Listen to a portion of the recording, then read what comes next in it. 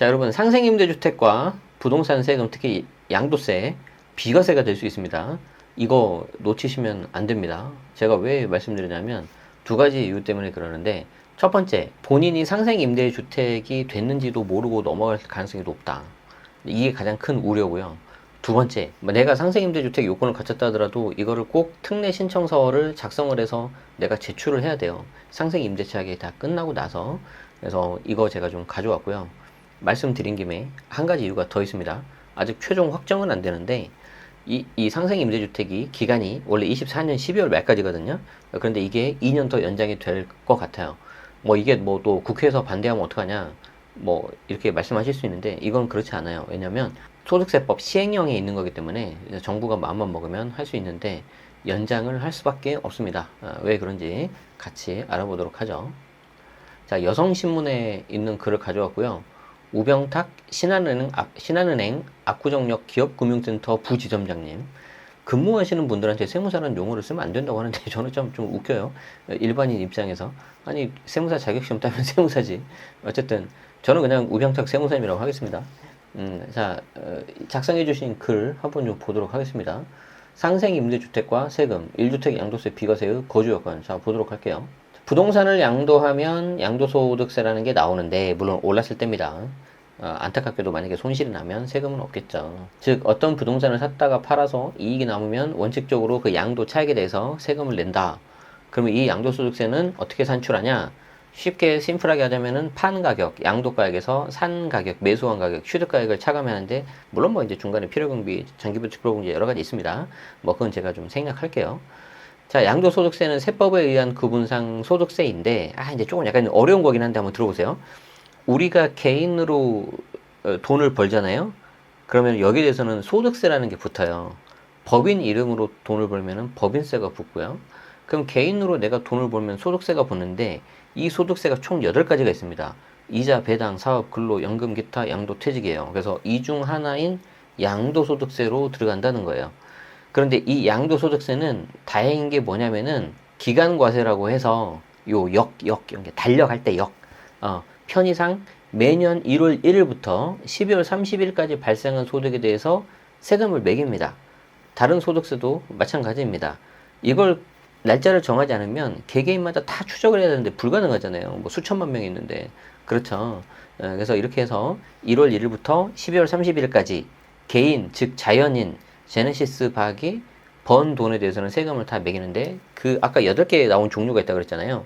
그 8개 나온 종류를 다 더해버리면 되겠어, 안 되겠어? 안 되죠. 좀 문제가 발생할 수 있어요. 어떤 문제가 발생할 수 있냐?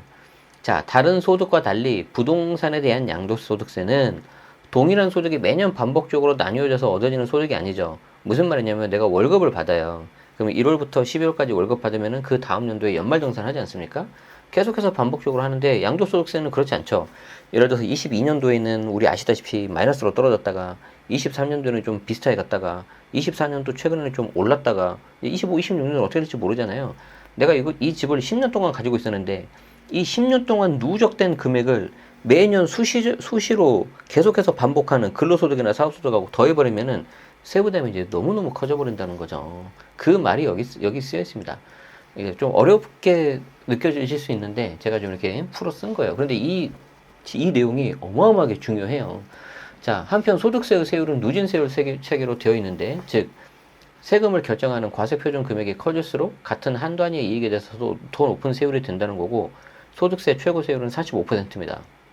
그래서 부동산의 양도소득과 같이 오랜 기간에 누적적으로 쌓여온 이익을 그대로 근로소득세라든지 사업소득세 세율을 적용하면 너무 이제 세금이 커진다는 거죠. 그래서 이걸 좀 어려운 말로 결집 효과라고 하는데, 이걸 완화하고 부동산에 대한 투기를 방지하면서 매입한 부동산의 장기 보유를 유도하기 위해서 공제, 즉 장기 보유 특별공제를 가지고 있는 거예요. 그러니까 지금 이 우병탁 세무사님이 굉장히 기본적인 내용부터 잘 써주신 거예요.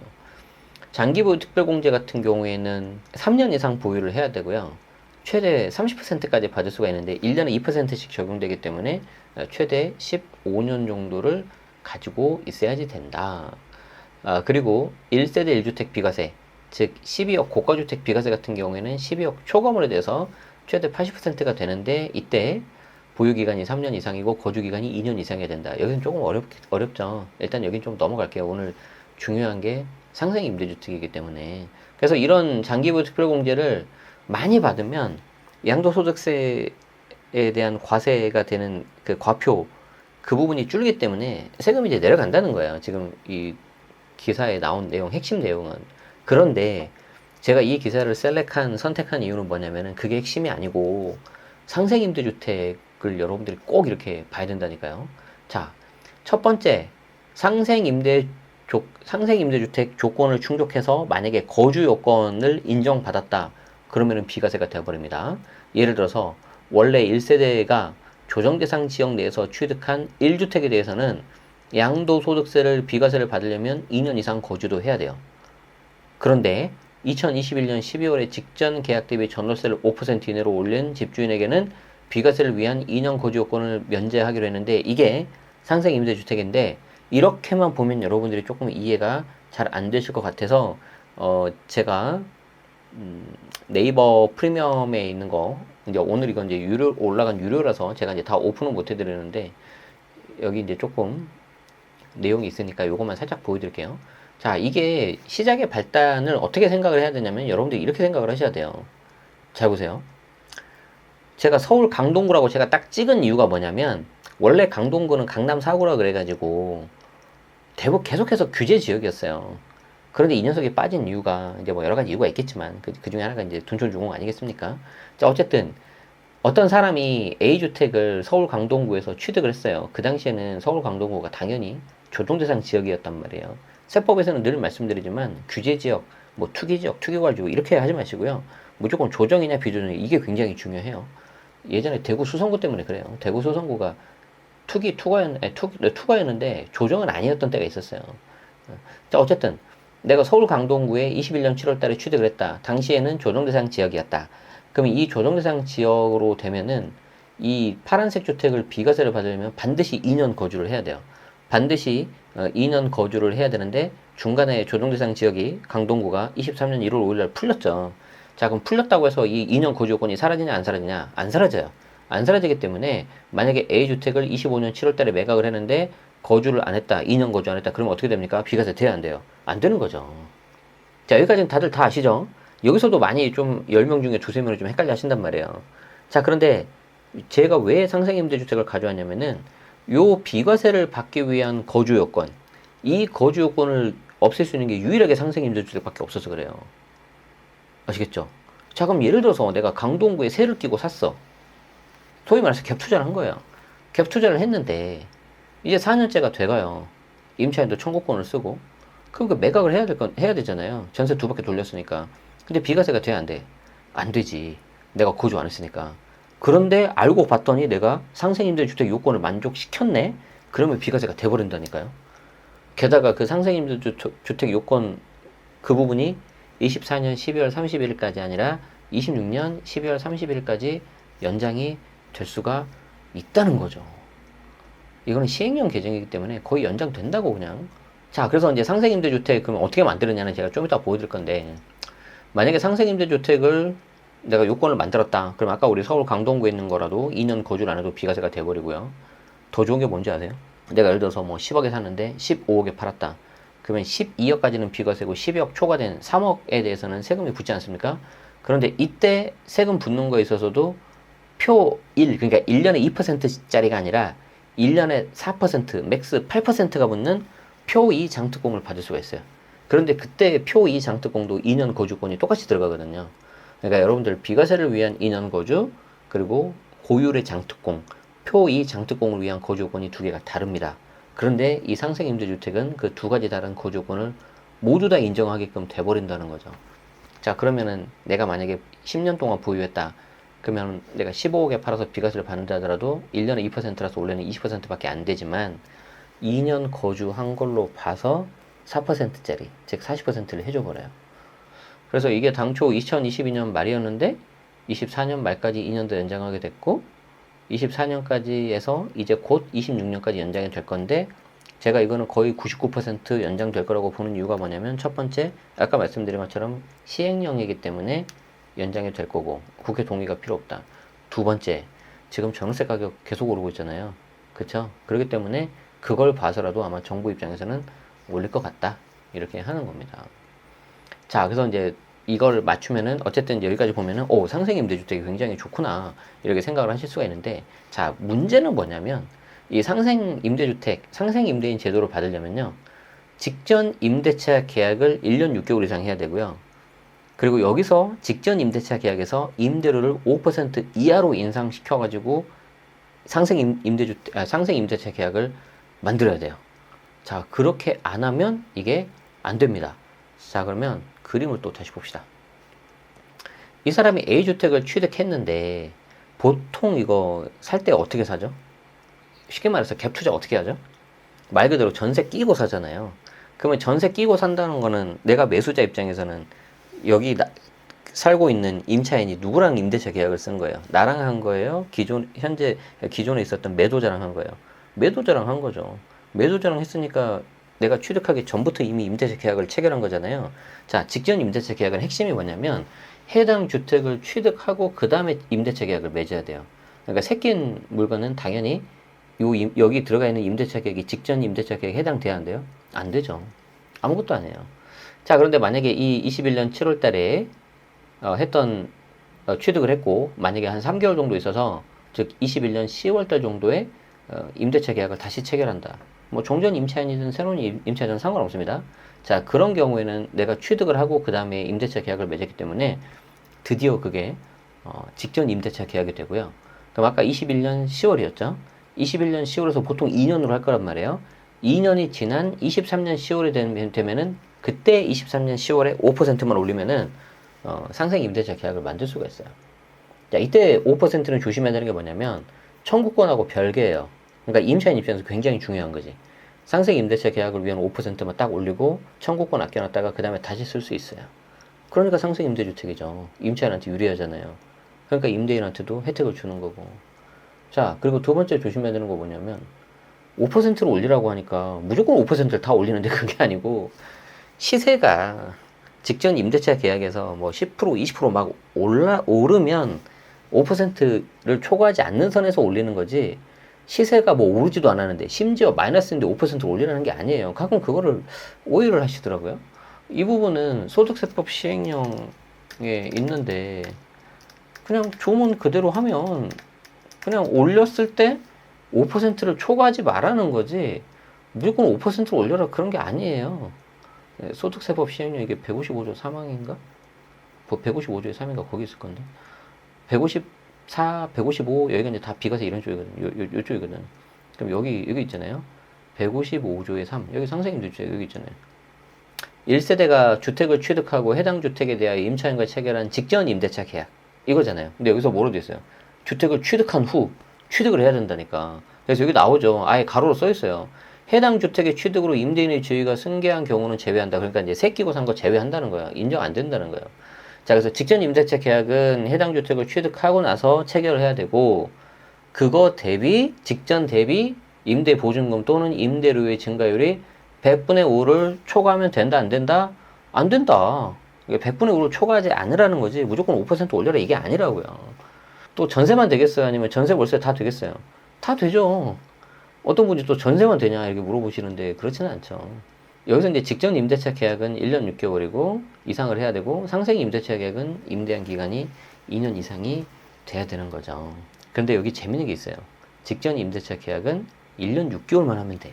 왜 1년 6개월만 했을까? 자, 그러면은 이 방법을 쓰면은 지금 내가 강동이라든지 강동은 현재 비조정이니까 상관없고 송파, 서초, 강남, 용산, 조정대상 지역에 있는 물건을 샀을 때 비과세가 되겠습니까? 안 되겠습니까? 만들 수도 있다는 겁니다. 자, 잘 보세요. 자, 이제 이런 게 바로 갭 투자의 정석입니다. 여러분들이 갭 투자를 함부로 하시면 안 돼요. 그게 임차인의 보증금을 가지고 레버리지를 하는 거기 때문에 굉장히 큰 책임감을 갖고 하셔야 돼요. 자, 지금 현재 A주택을 취득한다고 합시다. 24년 7월 달이잖아요. 8월 달 취득했다고 할까요? 새 끼고 샀다고 할게요. 자, 이거는 직전이에요? 임대차예요? 상생 임대차예요? 아무것도 아니에요. 아무것도 아니야. 자, 24년 8월 임대차 계약에 취득을 했는데 이게 다행히 만료가 돼서 25년 6월이라고 해볼까? 그럼 이때 재계약 하잖아요. 아니면 신규 임차인 올 수도 있고, 그죠? 어쨌든 중요한 건 뭡니까? 이게 직전 임대차 계약이 되는 거지. 맞죠? 자, 이게 이제 직전 임대차 계약이 됐는데, 보통 임대차 계약은 얼마 정도 하죠? 한 번 할 때? 2년으로 하죠. 왜냐면 주택임대차 보호법에서 2년을 보장하고 있으니까. 만약에 이거를 2년으로 해가지고 27년 6월 달에 5%만 올려서 상생을 만들었다. 자, 이거 되겠어, 안 되겠어? 날짜가 27년 6월 돼버렸잖아요. 즉, 26년 12월 30일을 넘어버렸잖아요. 이거 2년 연장된다 하더라도. 자, 이 경우에는 상생이 다 깨져버려요. 맞죠? 그럼 어떻게 하면 돼요? 임차인하고 합의를 봐야죠. 서로 상대방이 손해 안 보게.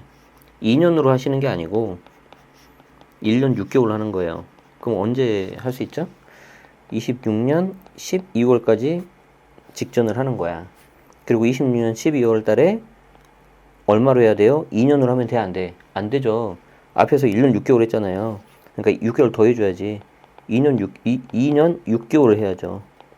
2년 6개월에서 상생을 하면은 임차인도 오케이, 좋은 거래였어요. 할 수 있지 않을까요? 제 생각에? 저는 그렇게 생각을 합니다. 자, 그럼 2년 6개월이 지난 시기가 언제가 되죠? 29년 6월이 되겠네. 그럼 29년 6월 지나고 나서 그때 팔면 얘는 거주하지 않아도 비과세가 가능하다 이거예요. 이해되죠? 그런데 만약에 정부가 24년 12월 31일까지 이거를 2년 연장 안 했다. 그럼 이거 말짱 다 꽝입니다. 이게 될 수가 없어요. 상생임대주택 어떻게 하는지 아시겠죠? 만약에 혹시 서초, 강남, 송파, 용산 쪽에 내가 조정대상 지역인데 세를 끼고 사두고 싶다. 나중에 내가 언젠가 들어갈 수도 있는데 사실 좀 이제 보증금이 많고 그러면은 좀 들어가기 힘들 수 있잖아요. 거주하기가. 그런데 어떻게든 비과세권을 일단 만들어 두고 싶다. 그러면 이 방법 쓰시면 돼요. 앞으로 하실 분들도 기간이 좀 남아 있으니까 할 수 있고요. 더 좋은 건 뭐냐면 일단 멋모르고 하신 분들 있죠.